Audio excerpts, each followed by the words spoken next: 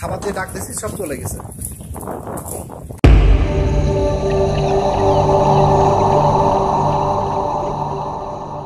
আসসালামু আলাইকুম বন্ধুরা, কেমন আছেন সবাই? আশা করি সবাই ভালো আছেন। যখন অনেক ঝড় বৃষ্টি হয় তখন আমার কবুতরগুলা অনেক ছোটাছুটি করে। আর আমার সিঁড়ির রুমে কিছু ফাঁকা জায়গা আছে, সেখানে সবাই চলে আসে। এই যে দেখেন, ওরা উঠতেছে আর ওই সিঁড়ির রুমে চলে আসছে, আর আমি ওদেরকে ঠিক এইখানেই খাবারটা দিই। যতক্ষণ ঝড় বৃষ্টি থাকবে ততক্ষণ আমি ওদেরকে খাবারের পাত্রটা এখানে রাখি, ওরা এখানে যেয়ে যেয়ে খেয়ে আসে। কারণ ওখানে পানি যায় না। যদি উল্টা দিক থেকে বাতাস না আসে তাহলে ওইখানে কখনোই পানি যায় না। এটা একটু সেফ জায়গা। এই যে দেখেন, আমি খাবার দিচ্ছি আর ওরা এখানে বসে খাবার খাচ্ছে, তল বেঁধে এসে খাবার খাচ্ছে। তার মানে যতক্ষণ এখানে খাবার থাকবে ওদের খিদে লাগলে এখানে খেয়ে আসবে। আর পানিটা বাইরে দেওয়া থাকে।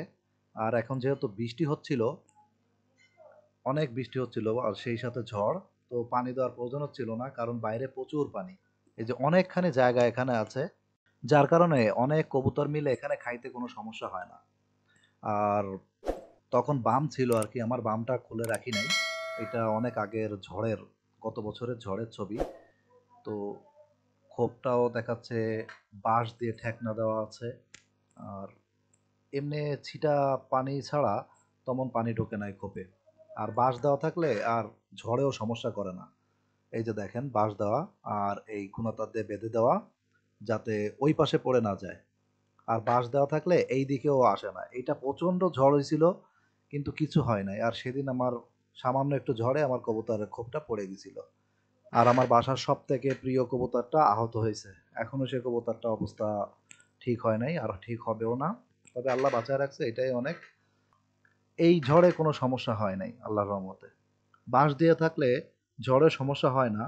দেখেন কি পরিমাণে ঝড় হচ্ছে, বাতাস হচ্ছে। আর এই ঝড়ে ছাদে পানি জমে গেছিল অনেক। আর কবুতরগুলো বাতাসে, দেখেন ওই যে, ওরা ঠিকমতো উঠতেও পারতেছে না। আর ওরা কি করতেছিল, এইখান থেকেই পানি খাওয়া শুরু করে দিছিল, কারণ ছাদটা পরিষ্কার করা ছিল আর ওইখানটাও পরিষ্কার করা ছিল। এই জন্য ওদের এই পানি খাইতে আমিও নিষেধ করি নাই। আর বামের ওপরও কিছু কবুতর বসেছিল ঝড়ের ভিতরেই। আর এই দেখেন কিভাবে পানি খাচ্ছে।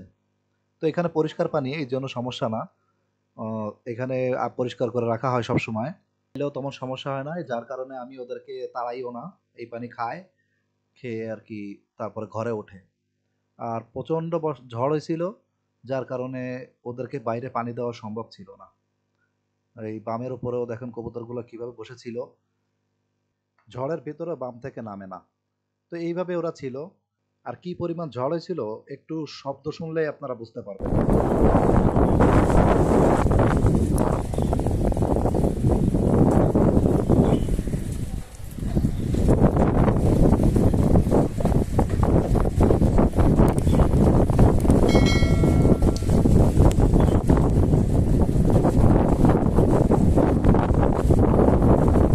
ঝড়ের ভিতরে একটা বক উঠতেছে কিন্তু আগাইতে পারতেছে না।